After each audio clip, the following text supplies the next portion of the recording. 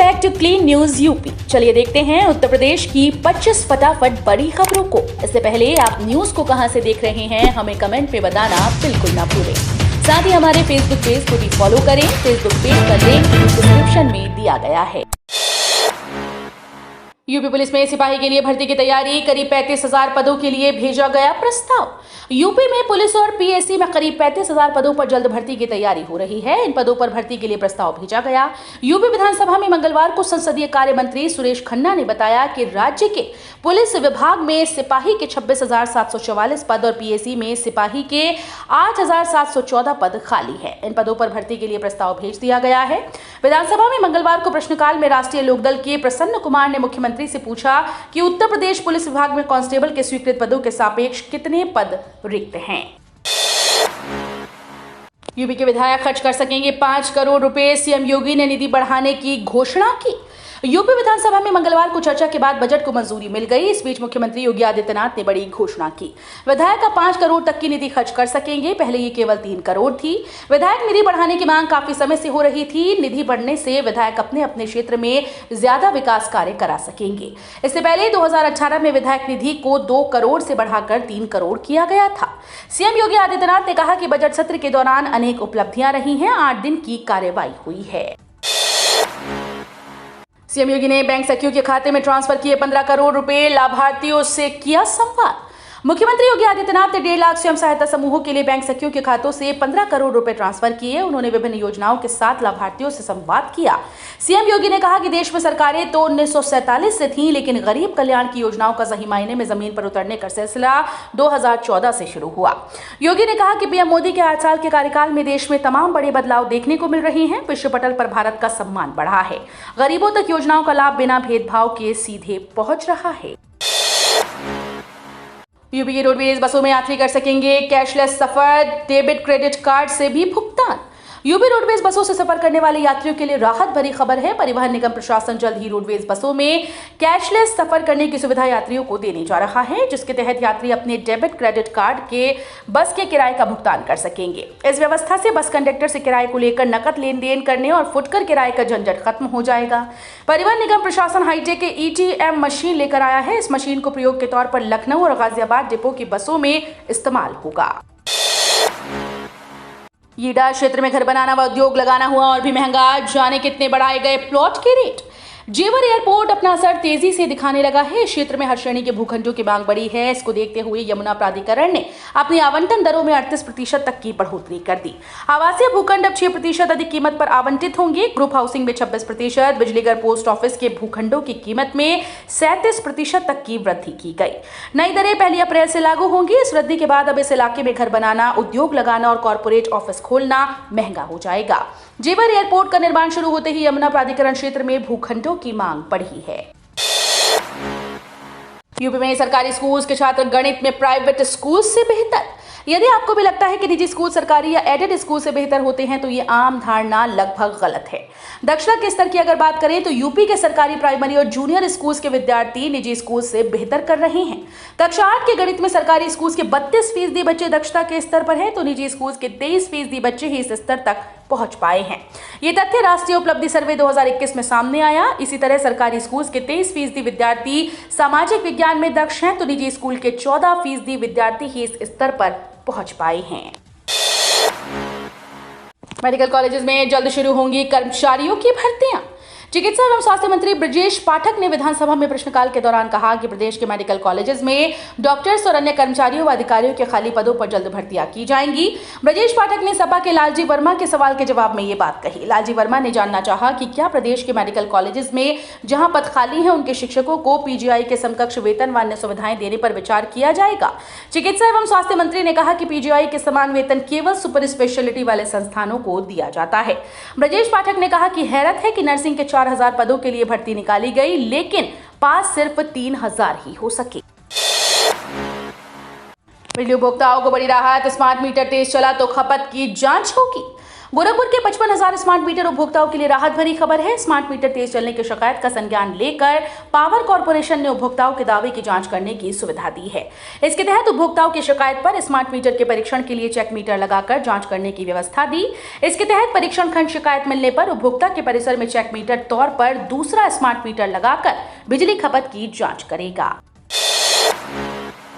UP के इन 7 नगर निगमों में 1 अगस्त से बंद हो जाएगा ऑफलाइन म्यूटेशन। प्रदेश के 10 लाख से अधिक आबादी वाले 7 नगर निगमों लखनऊ, कानपुर, आगरा, प्रयागराज, वाराणसी, गाजियाबाद व मेरठ में 1 अगस्त से ऑफलाइन म्यूटेशन की प्रक्रिया पूरी तरह से बंद कर दी जाएगी। प्रमुख सचिव नगर विकास अमृत अभिजात ने इस संबंध में शासनादेश जारी कर दिया।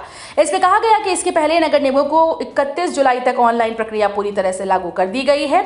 इसके साथ ही ये भी कहा गया कि आवेदन के बाद 45 दिनों में ये काम पूरा न होने पर मुख्य कर निर्धारण अधिकारी या अपर नगर आयुक्त से अनुमति लेनी होगी। रिक्शा और ठेलिया चलाने वालों को मिलेगा फ्री आवास भोजन, जानिए योगी सरकार की प्लानिंग।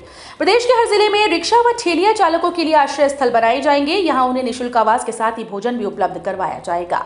ये जानकारी राज्य के श्रम मंत्री अनिल राजभर ने विधानसभा में बजट पर चर्चा के दौरान अपने संबोधन में दी। वहीं समाज कल्याण राज्य मंत्री स्वतंत्र प्रभार असीम अरुण ने बताया कि मुख्यमंत्री शादी अनुदान में सुविधा और पारदर्शिता के लिए उनका विभाग अब एक अलग पोर्टल विकसित कर रहा है, जिसमें इस योजना के आवेदकों के ऑनलाइन पंजीकरण होंगे। लखनऊ के जीएमयू में ओपीडी रजिस्ट्रेशन का समय बदला, जानिए नई टाइमिंग। कोरोना का प्रकोप कम हो रहा है। लखनऊ के सभी सरकारी अस्पतालों में कोविड प्रतिबंधों में ढील दी जा रही है। लोहिया व पीजीआई में ऑनलाइन संग ऑफलाइन पंजीकरण व्यवस्था है, पर ऑफलाइन पंजीकरण पूर्व की भांति शुरू किया गया है। वहीं केजीएमयू में पंजीकरण को लेकर नया आदेश जारी किया गया, जिसमें पंजीकरण का समय सुबह 8 बजे से 11 बजे तक कर दिया गया। अभी तक ये समय 9 से 12 बजे तक था। केजीएमयू में करीब 40 विभागों की ओपीडी का संचालन हो रहा है। इसमें रोजाना करीब 5,000 मरीज आ रहे हैं। ग्राउंड ब्रेकिंग सेरेमनी से 5 लाख रोजगार, जाने यूपी में कितना आएगा निवेश। मुख्यमंत्री योगी आदित्यनाथ ने सोमवार को ग्राउंड ब्रेकिंग सेरेमनी 3 की तैयारियों की समीक्षा बैठक की। उन्होंने अधिकारियों को तैयारियों को समय पर पूरा करने के निर्देश दिए। जीबीसी 3 में करीब 1400 प्रोजेक्ट का शिलान्यास प्रधानमंत्री नरेंद्र मोदी 3 जून को करेंगे। इसमें सबसे ज्यादा प्रोजेक्ट पश्चिमांचल में, फिर पूर्वांचल और मध्यांचल में, चौथे नंबर पर बुंदेलखंड में लग रहे हैं। 80,000 करोड़ रुपए के निवेश से 5 लाख युवाओं को रोजगार मिलेगा। इससे प्रदेश की अर्थव्यवस्था मजबूत होगी और प्रति व्यक्ति आय बढ़ाने में मदद मिलेगी। पॉलिटेक्निक प्रवेश परीक्षा की नई तारीख घोषित, 20 जून से डाउनलोड करें प्रवेश पत्र। उत्तर प्रदेश में पॉलिटेक्निक में विभिन्न डिप्लोमा और पोस्ट ग्रेजुएट पाठ्यक्रमों में शैक्षिक सत्र 2022-23 में प्रवेश के लिए कंप्यूटर आधारित प्रवेश परीक्षाएं अब 27 से 30 जून के मध्य कराई जाएंगी। प्रवेश परीक्षा के प्रवेश पत्र अभ्यर्थी 20 जून से डाउनलोड कर सकेंगे। पहले 6 से 10 जून के मध्य परीक्षाएं होनी थी, किंतु अपरिहार्य कारणों से प्रवेश परीक्षा की तारीखें आगे बढ़ा दी गई। पहली बार परीक्षा की तारीखें टकराने पर संयुक्त प्रवेश परीक्षा परिषद की प्रवेश परीक्षा तारीख बदलने का विकल्प दिया जा रहा है। यूपी में अगले माह पंचायत सहायक पदों के लिए होगी भर्ती।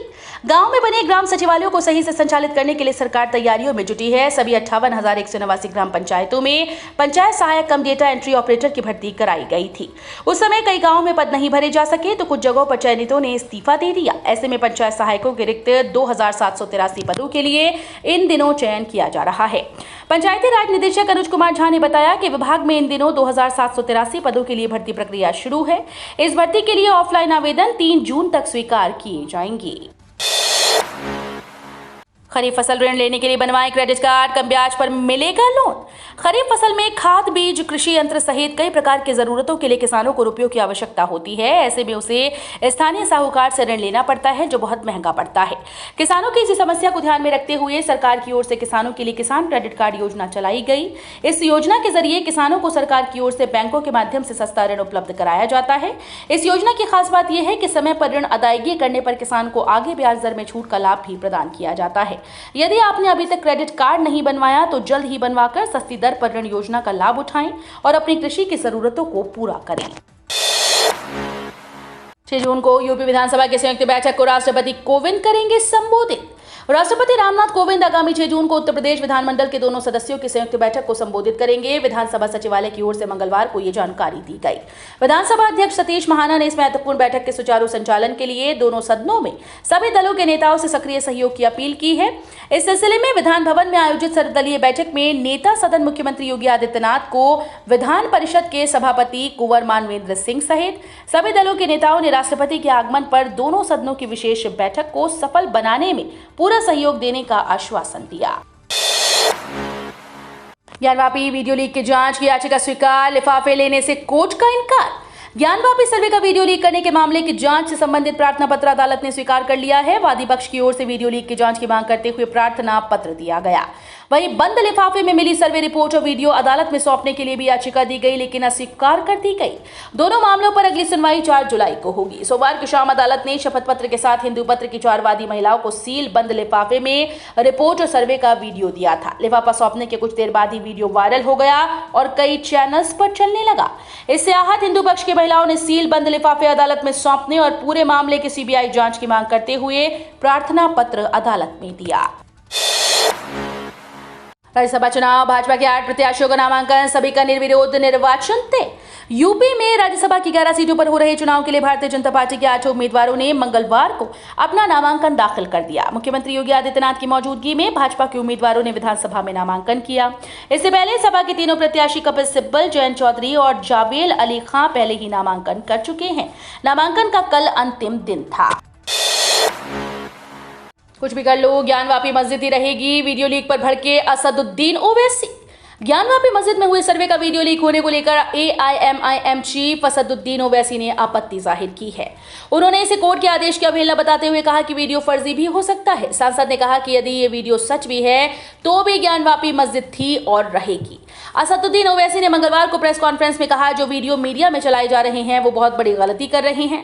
सुप्रीम कोर्ट में तो जजेस ने कहा कि मीडिया को नहीं चलाना चाहिए, ये सिलेक्टिवली कौन दे रहा है। आप लीक कर लो, कुछ भी कर लो। 1991 का एक्ट है, एक्ट के मुताबिक 1947 में मस्जिद थी, मस्जिद है और रहेगी। पीएम किसान की 11वीं किस्त, पीएम मोदी ने 10 करोड़ से अधिक लाभार्थियों को किया ट्रांसफर। 1 महीने के लंबे इंतजार के बाद पीएम किसान के 10 करोड़ से अधिक लाभार्थियों के बैंक खातों में 2-2 हजार रुपए कल पहुंच गए। प्रधानमंत्री नरेंद्र मोदी पीएम किसान की 11वीं किस्त के रूप में 21,000 करोड़ से अधिक की समान राशि डीबीटी के माध्यम से 10 करोड़ से अधिक किसानों के खातों में हस्तांतरित किया। भारत मक्का शिखर सम्मेलन 2022, सरकार की ओर से जारी प्रेस नोट के आधार पर कार्यक्रम में कृषि मंत्री तोमर ने कहा कि कई तरह के खाद्य पदार्थों के साथ ही मक्का का इस्तेमाल कुक्कुट पालन और इथेनॉल उत्पादन सहित कई क्षेत्रों में होने से न केवल भारत में बल्कि विश्व में भी मक्का की लोकप्रियता तेजी से बढ़ रही है। सरकार फसलों के विविधीकरण कार्यक्रम के तहत विभिन्न फसलों के जरिए किसानों को मक्का उत्पादन बढ़ाने के लिए प्रोत्साहित कर रही है। इसी के साथ सरकार ने विभिन्न पहल व पैकेजेस के माध्यम से उद्यमियों का भी समर्थन किया है। आबादी 18 से 19%, लाभ 35%। उत्तर प्रदेश के मुख्यमंत्री योगी आदित्यनाथ ने विधानसभा में बजट पर चर्चा का जवाब देते हुए अपनी सरकार के काम गिनाए और बताया कि किस तरह से प्रदेश में विकास की गति और टैक्स की कलेक्शन में तेजी आई है। उन्होंने आजादी के समय के यूपी के बजट और सपा सरकार के दौरान के आंकड़ों की अपनी सरकार के बजट से तुलना भी की। मुख्यमंत्री ने इस दौरान अल्पसंख्यकों से भेदभाव के विपक्ष के आरोप पर भी जवाब दिया और बताया कि किस तरह से अल्पसंख्यकों को आबादी के अनुपात से अधिक सरकारी योजनाओं का लाभ मिल रहा है। कोविड महामारी ने बुरी तरह बिगाड़ी अर्थव्यवस्था की सेहत। भारत के नियंत्रक एवं महालेखा परीक्षक के द्वारा राज्य सरकार की वित्तीय स्थिति पर तैयार रिपोर्ट विधानसभा में पेश की गई। इसमें वित्त वर्ष 2020-21 की आर्थिक स्थिति का विस्तृत विश्लेषण है। कोविड महामारी का प्रभाव वित्त वर्ष 2019-20 के अंतिम दिनों में सामने आ गया था। तब सकल राज्य घरेलू उत्पाद में 6.50% की वृद्धि हुई थी। वित्त वर्ष 2020-21 में लगभग पूरे वित्त वर्ष ही कोविड का असर रहा। इस वर्ष जीएसडीपी की वृद्धि 1.05% पर सिमट गई। इसका असर ये सामने आया कि वर्ष 2006-07 के बाद पहली बार 2020-21 में राज्य को राजस्व घाटे का सामना करना पड़ा। आवारा पशुओं से फसलों को नुकसान पर रार, योगी के जवाब से असंतुष्ट सपा रालोद का विधानसभा से वॉकआउट। यूपी विधानसभा में मंगलवार को आवारा पशुओं के चढ़ने के फसलों को हुई क्षति के लिए किसानों को मुआवजा दिए जाने के प्रश्न पर सरकार के जवाब से विपक्ष संतुष्ट नहीं हुआ। समाजवादी पार्टी और राष्ट्रीय लोकदल के सदस्यों ने सदन का बहिर्गमन कर दिया। मुख्यमंत्री योगी आदित्यनाथ की ओर से दिए गए जवाब में कहा गया कि कृषि विभाग के द्वारा किसान बीमा योजना का संचालन नहीं किया जाता है, लेकिन भारत सरकार के दिशा निर्देशों के अनुरूप प्रधानमंत्री फसल बीमा योजना प्रदेश के समस्त जिलों में ग्राम पंचायत स्तर पर खरीफ और रबी की मुख्य फसलों को अधिसूचित करते हुए बीमा प्रदान किया जाता है। सरकार के बाद मानसून भी करेगा आरबीआई का सपोर्ट, ईएमआई का कम बढ़ेगा बोझ।